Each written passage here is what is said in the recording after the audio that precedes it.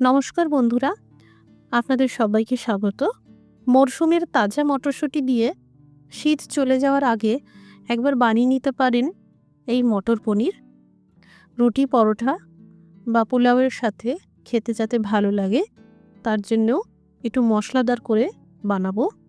আর যারা নিরামিষ মটর পনির বানাতে চাইছেন তারা এই ইউটিউব ভিডিওর নিচে ডেসক্রিপশন বক্সে নিরামিষ মটর পনিরের লিঙ্ক পেয়ে যাবেন। আর যারা ফেসবুক থেকে দেখছেন কমেন্ট করে জানাবেন, আমি লিঙ্ক দিয়ে দেব। আপনারা দেখছেন মৌয়ের সাথে রান্নাবান্না। রেসিপিটি ভালো লাগলে লাইক দিয়ে শেয়ার করে দেবেন। আরও নতুন নতুন রেসিপি পাওয়ার জন্য সাবস্ক্রাইব করে রাখুন।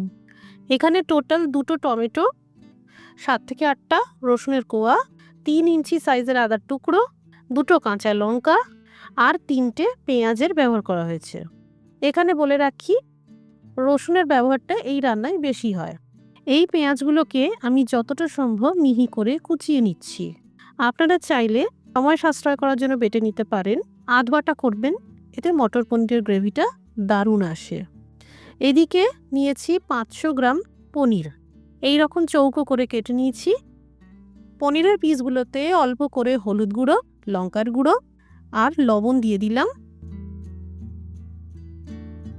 এবার আলতো হাতে মেখে নিচ্ছি যাতে পনিরের পিসগুলো ভেঙে না যায়।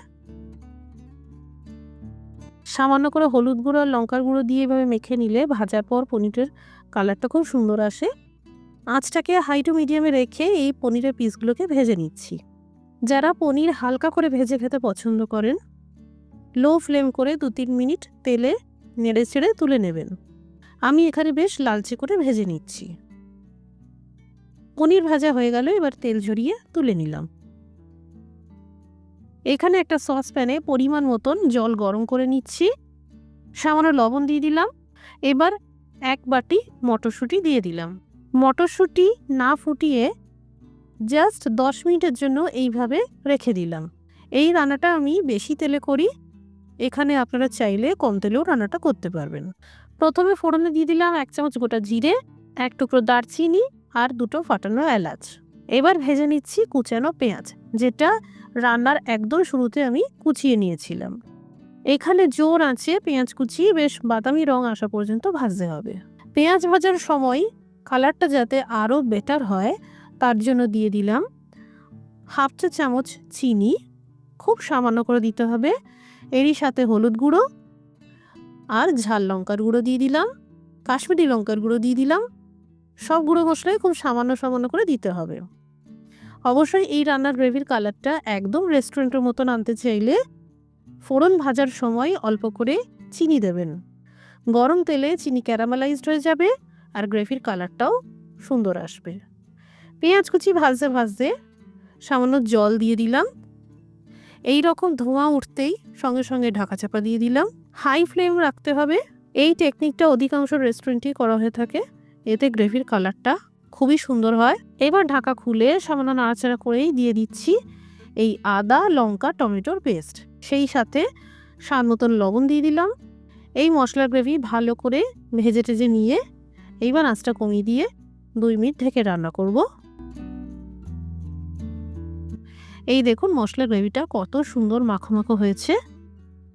এবার দিয়ে দিলাম 2 চামচ মতন ধনের গুঁড়ো আর 1 চামচ মতন জিরের গুঁড়ো। এই রান্নায় জিরের গুঁড়োর থেকে ধনের গুঁড়ো দ্বিগুণ পরিমাণে ব্যবহার করা হয়। অল্প করে জল দিয়ে আরও 2 মিনিট মতন কষিয়ে নিচ্ছি।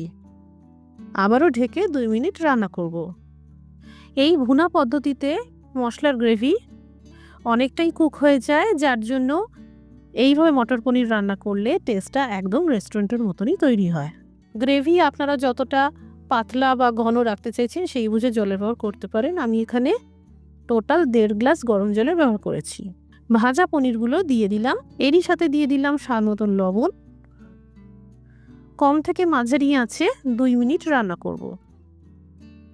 2 মিনিট গ্রেভি রান্না করার পর দিয়ে দিলাম এই ভাপানো মটরশুঁটি। 1/2 চা চামচ মতন গরম মশলার গুঁড়ো দিয়ে দিলাম।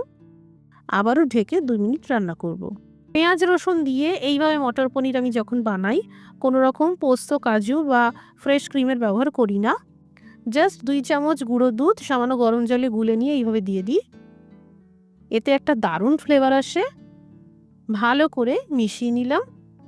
এবার আঁচটা বন্ধ করে দিচ্ছি। সব শেষে দিয়ে দিলাম একটা মাখনের টুকরো। এখানে মাখনের টুকরোটা একদমই অপশনাল, আর সেই সাথে কুচনো ধনেপাতা। তৈরি হয়ে গেল একদম রেস্টুরেন্টের স্বাদে মটর পনির বা মাটার পনির। যারা এখনও এইভাবে বানাননি একবার বাড়িতে বানিয়ে দেখবেন, আর বাড়িতে বানালে কমেন্ট করে জানাতে পারেন কেমন তৈরি হলো। রেসিপিটি দেখার জন্য অসংখ্য ধন্যবাদ। সবাই ভালো থাকুন, সুস্থ থাকুন।